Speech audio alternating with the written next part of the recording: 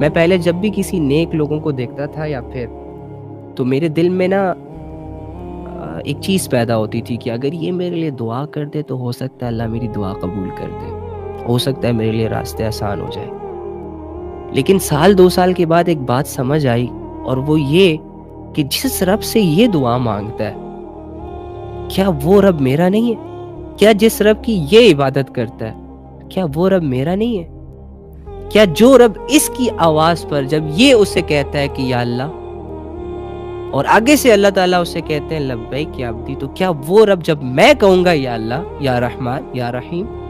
کیا مجھے نہیں کہے گا لبیک یا عبدی؟ جس رب نے یہ کہا ہے کہ میں انسان کے شارک کے بھی قریب ہوں، اور جس رب نے یہ کہا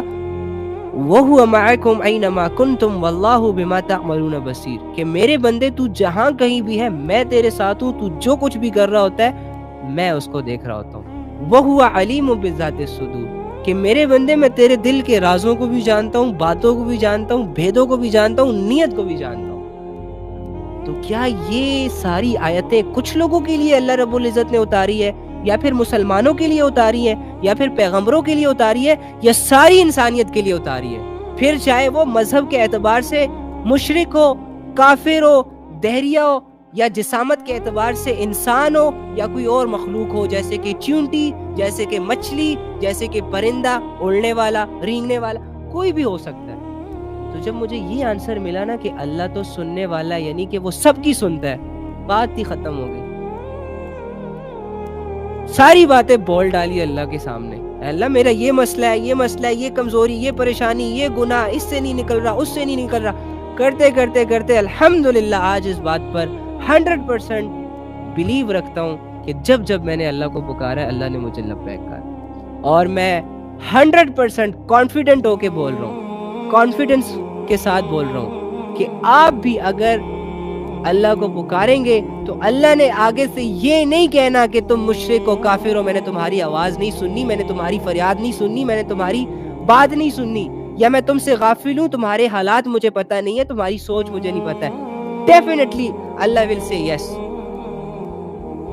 لبیک یا عبدی، میں حاضر ہوں، بولو کیا چاہیے۔ اے اللہ پریشان اوکے فائن، پہنچ گئی تمہاری آواز اللہ تک، اللہ نے سن لیا، اب فیصلے اللہ کو کرنے دے، کب کرے گا؟ ابھی کرے گا موزانہ طور پر، کل کرے گا، 2 مہینے بعد کرے گا، 3 مہینے بعد کرے گا، سال بعد کرے گا، یہ اللہ کے فیصلے ہوتے ہیں پھر۔ لیکن خدا را دعا جس کو عبادت کا مغز کہا گیا ہے، برین کہا گیا ہے، وہ دوسروں سے زیادہ نہ کروایا کرے۔ اور آج کل تو میں یہ جو کہتے ہیں نا لوگ ہمارے لیے دعا کریں، ہمارے لیے دعا کریں، یہ ایز ایک فارمیلٹی بن چکا ہے، ایک رواج بن چکا ہے۔ ہمارا دین رواجی نہیں ہے، ہمارے دین کے ساتھ نا ہماری قیمتی فیلنگز اٹیچ ہے۔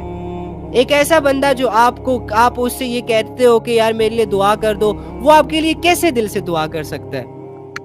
دعاؤں کے معاملے میں کم سے کم خود کو کنفیوز نہ رکھا کرے۔ گناہگار ہو، بدکار ہو، جو بھی ہو، مانگو خود اللہ سے، دل کی گہرائیوں سے مانگو۔ ایک انسان اپنے لیے کچھ نہیں مانگ رہا،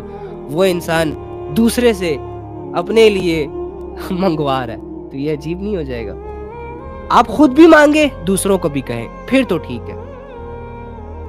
لیکن زیادہ اپنی دعاؤں پر بھروسہ رکھیں، یقین رکھیں، اعتماد رکھیں۔ جب آپ کا کانفیڈنس لیول ہی لو ہوگا، جب آپ یہ سوچیں گے کہ اللہ میری دعائیں قبول نہیں کر رہا، تو کیا خاک تم اللہ کی عبادت کرو گے؟ انسان تو لالچی ہے، انسان کو تو جب تک کوئی پازیٹیو چیز نظر نہ آئے تب تک تو اس کی طرف نہیں جاتا۔ بے شک لوگ کہتے رہے، بہت بہت لیکچرز دیتے رہے، لیکن ایک انسان تو ایگزامپلز کے پیچھے رہتا ہے، معجزے دیکھتا رہتا ہے۔ تو جب آپ اللہ سے دعائیں کریں گے اور وہ دعائیں ان دعاؤں میں کچھ دعائیں قبول ہوں گی، پوری ہوں گی، تو آپ کو بھی یہ ریئلائز ہوگا کہ ہاں یار اللہ تو میری بھی سن رہا ہے، تو آپ کا جو کانفیڈنس لیول ہے وہ اوپر ہوگا، اور آپ اللہ رب العزت سے مانگتے ہی جائیں گے۔ ٹھیک ہے، تو توبہ کے معاملے میں کنفیوز نہیں ہونا، اور دعا کے معاملے میں کنفیوز نہیں ہونا، اور یہ سوچنا چھوڑ دے کہ اللہ صرف نیک لوگوں کی سنتا ہے، اللہ گنہگاروں کی بھی سنتا ہے۔